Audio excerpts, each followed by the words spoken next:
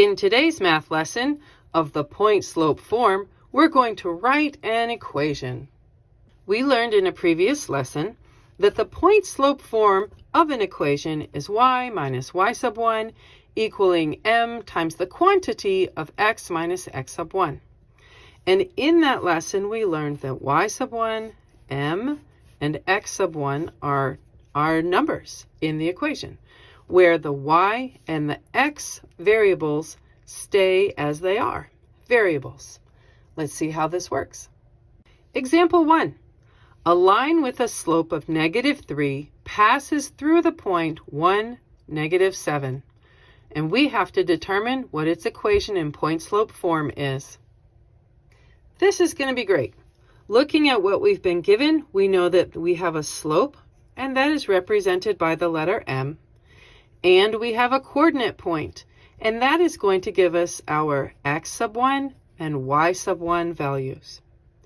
The equation framework is y minus y sub 1 equaling the m times the quantity of x minus x sub 1. So since everything is labeled and we just need to drop numbers into the boxes, this is going to be really super.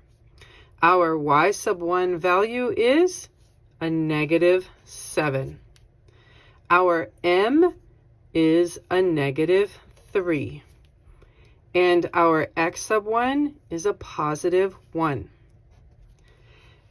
Because of the style, the framework of this problem, this was a literal fill in the blank. We didn't need to clean anything up. We're not adjusting to say, hey, a negative and a negative make a positive.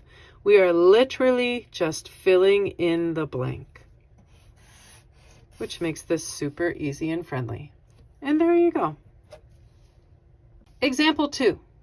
A line has a slope of 1/9, and it passes through the point 6, 7. What is its equation in point-slope form?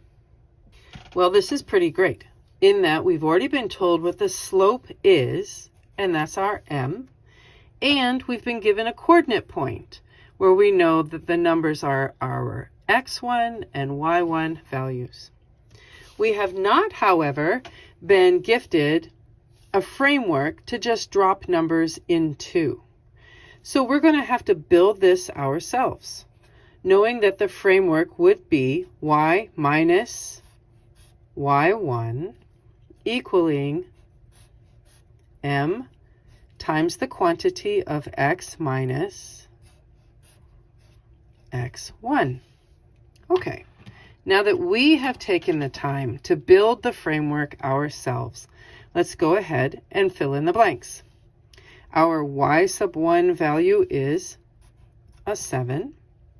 Our slope is 1/9. And our x sub 1 value is 6. After you have filled in the blanks, you need to take a moment to see if you need to clean anything up. What does that mean? Well, that means, hey, let's see if there are any negative signs that are side by side. And if not, then great, we don't have to do anything new. We have y minus a +7, so that's not a double negative. Great, so that's just y minus 7, equaling 1/9, because our slope never changes sign, times the quantity of x minus a +6. Great, so we don't have a double negative again. We can just have x minus 6. So here is our final point-slope form of the equation. Nice and tidy. And there you go. Example 3. A line with a slope of -4 passes through the point 2, -6, and we have to determine what its equation in point-slope form looks like. Let's start by labeling what we know. We have a slope, and that is -4. So here's our m. And we have a coordinate point of 2, -6. So this is our x1 and y1. Great. Now we don't have a framework given to us, so let's build it ourselves.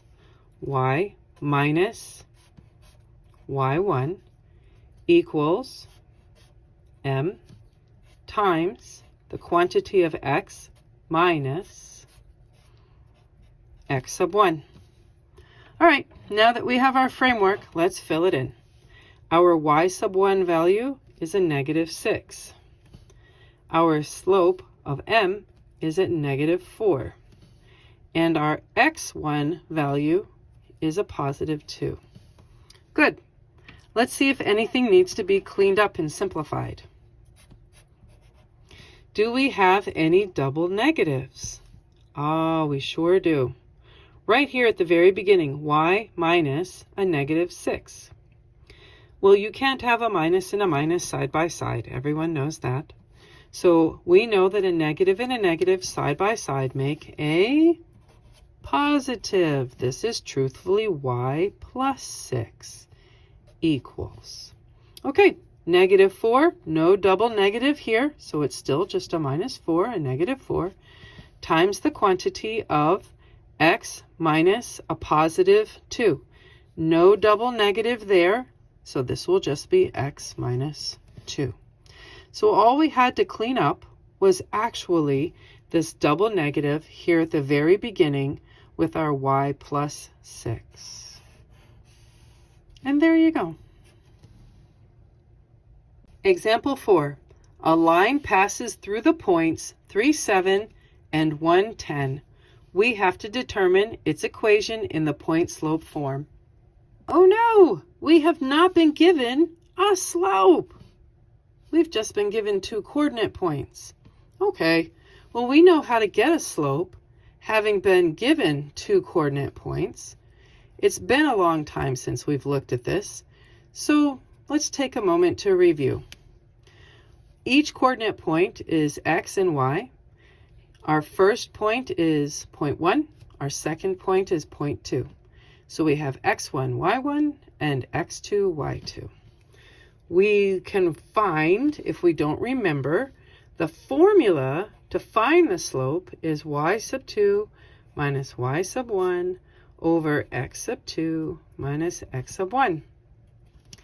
For us, in this particular example, that means that we are going to have 10 minus 7 over 1 minus 3.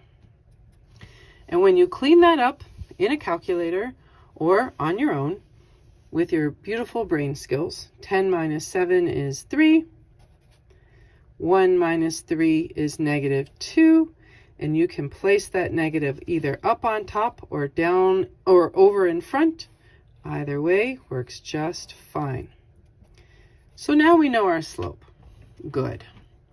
And from here, we can build our framework y minus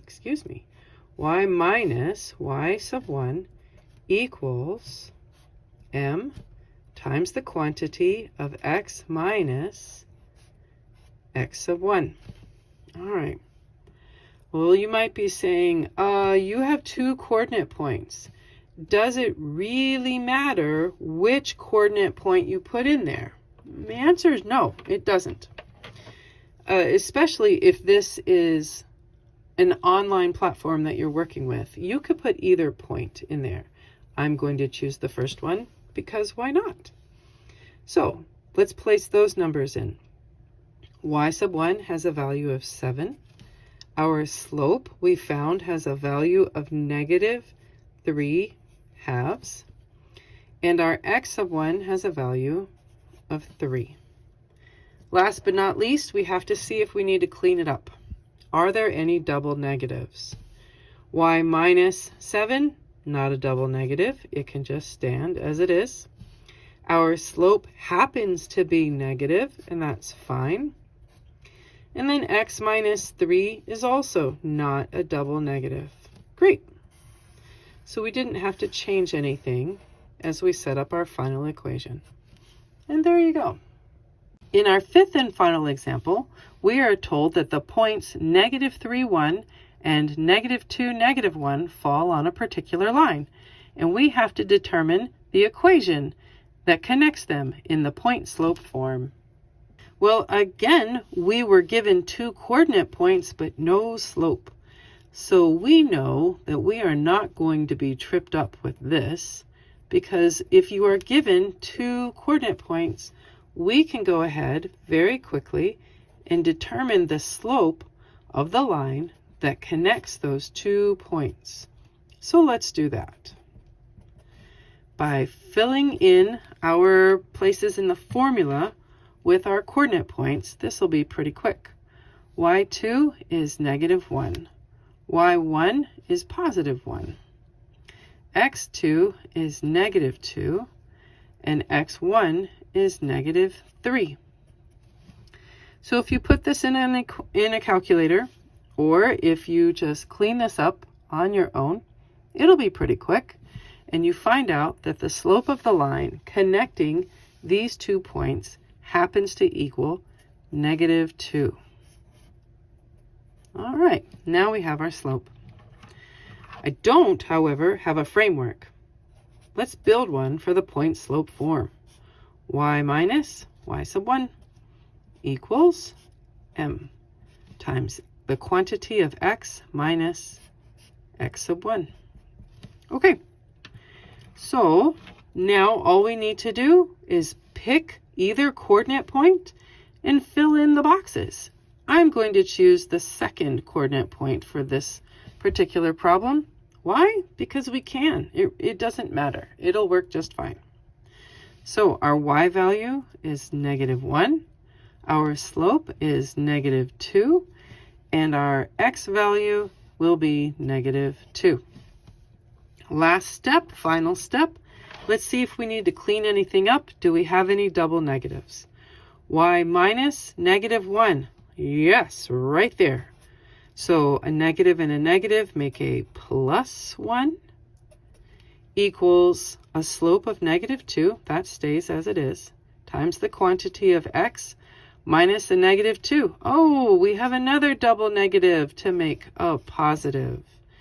And there you have it, folks. Y plus 1 equals -2 times the quantity of x plus 2. And there you go.